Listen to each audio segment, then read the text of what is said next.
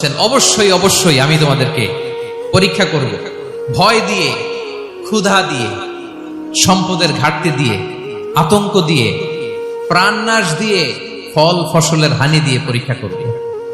কিন্তু এই পরীক্ষায় যারা উত্তীর্ণ হবে, যারা সবর ইখতিয়ার করবে, ওয়াবাশশিরিস সাবিরিন, ধৈর্যশীলদের জন্যই হচ্ছে সুসংবাদ। আলহামদুলিল্লাহ পড়ে।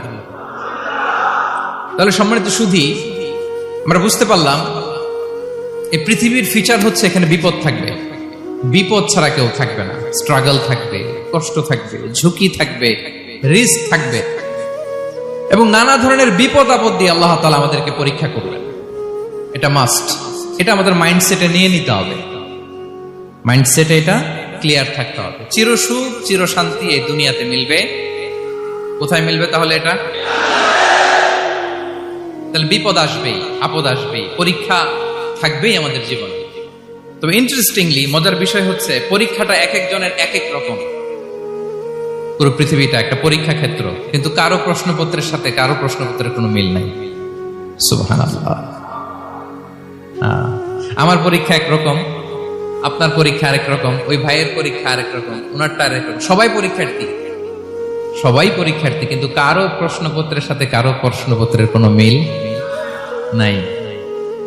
কারোর জন্য পরীক্ষা হচ্ছে সে খুব অসুস্থ, প্রচন্ড অসুস্থতা, তার জন্য পরীক্ষা।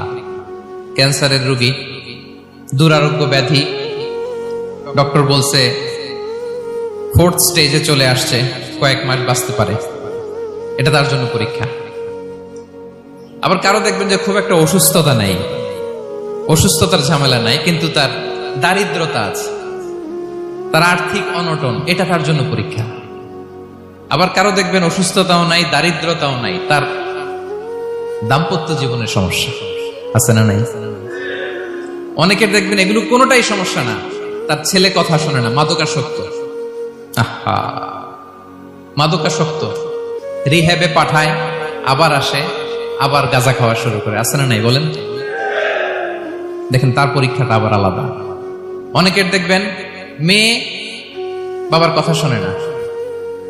আবার অনেকের দেখবেন যে ব্যবসায় সমস্যা, লসের পর লস, লাভ উঠাতে পারে না।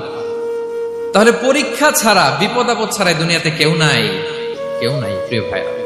এটা আমাদের মাথায় রাখতে হবে। পরীক্ষা আপনাকে দিতেই হবে, পরীক্ষা দিয়ে দিয়েই নিজেকে প্রমাণ করতে হবে। আর এক একজনের পরীক্ষাটা এক এক রকম, কারো পরীক্ষার সাথে কারো পরীক্ষার কোনো মিল থাকবে না। তো মাঝে মাঝে আমরা এটা ভুলে যাই। আল্লাহ তাআলা কালামে পাকে রিমাইন্ডার দিয়ে আমাদেরকে স্মরণ করিয়ে দিতে চান যে এই পৃথিবীতে আসলে তোমরা এসেছো পরীক্ষা দিতে। এটাই